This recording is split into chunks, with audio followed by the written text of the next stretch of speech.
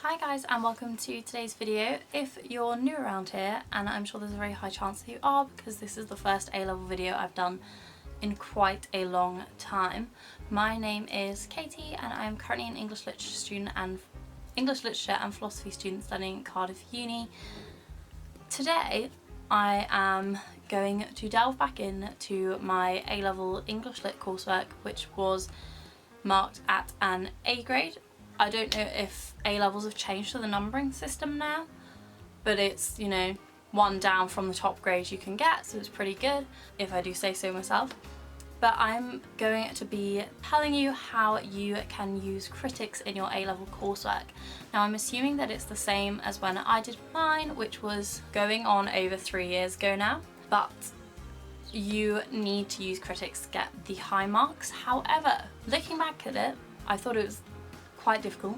Now, having to use critics in every single piece of work I do at uni and having to cite them and reference them, I can tell you that it's a lot easier, and I'm going to make the job just a little bit easier for you by telling you what I did when I was doing my A-levels and basically how you can find critics and how you should be using them in your work. So I've put notes on my phone, so I'm just going to look at them.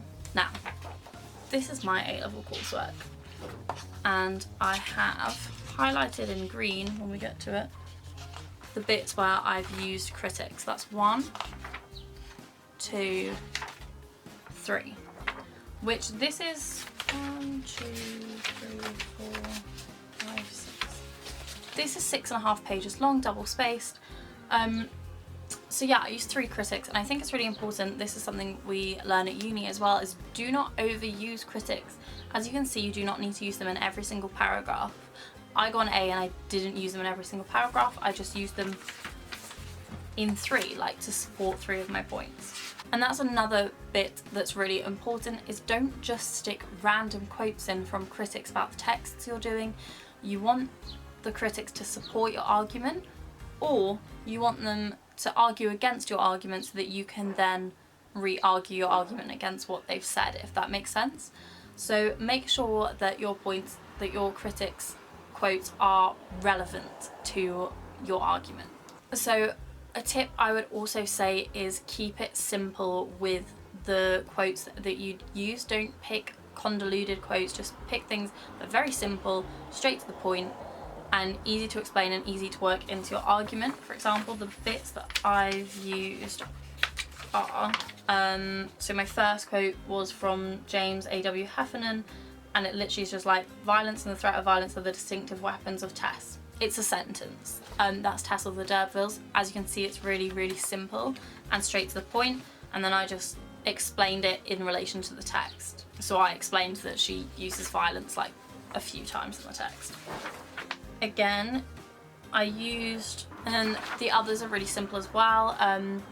My third one, I just put the critics say, because I couldn't find the exact name for who put these, but I will tell you more about that in a minute. Put that The Woman That Walked Into Doors is a powerful feminist novel and an ode to the resilience of women. So very, very short, straight to the point, and easy to work into the essay. What I have noticed looking at this is that whilst we didn't have to reference, we did have to cite.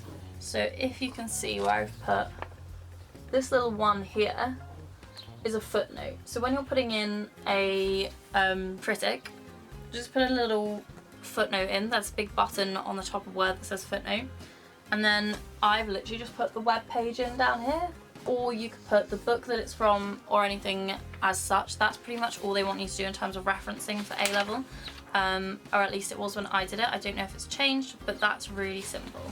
Now, on to actually finding critics. I had critics from 3 different kinds of sources. So my first one was a proper critical analysis paper that like a professor or something had written, which is very similar to what we do at uni. The second was a girl had posted her English Lit dissertation online, so I used that. And then the third was literally just kind of like official reviews of the book, so like the Times or like something like that. To find these, you just want to use trusty old Google. Find critical analysis, I'd really stress using Google Scholar. Go on and type in the name of the book that you're doing, and then like a word or a few words that describe the kind of thing you're looking for. So for that one that I read you first, Tess of the D'Urbervilles, I was looking for something on violence because they're talking about violence in the text. So I'd write in Tess of the D'Urbervilles violence, and then it'll come up with loads of things, and you're gonna have to sift through to find like which ones are the best ones to use, but that is one way of finding it. The other way is literally just doing the same thing but putting it in Google, and then you can find like blog posts that people have done, but you want it to be a somewhat reliable source, so don't just go on any random person's blog post. Anyway, I hope that those tips were useful in some way. If you have any other questions, please feel free to leave them in the comments down below, or contact me on my Instagram or Twitter. The links are down below, or it's at KatieMay07. And please, if you did enjoy this video, hit the subscribe button. It's somewhere down here or here, I'm not entirely sure. One of these sides. And I will see you in my next video.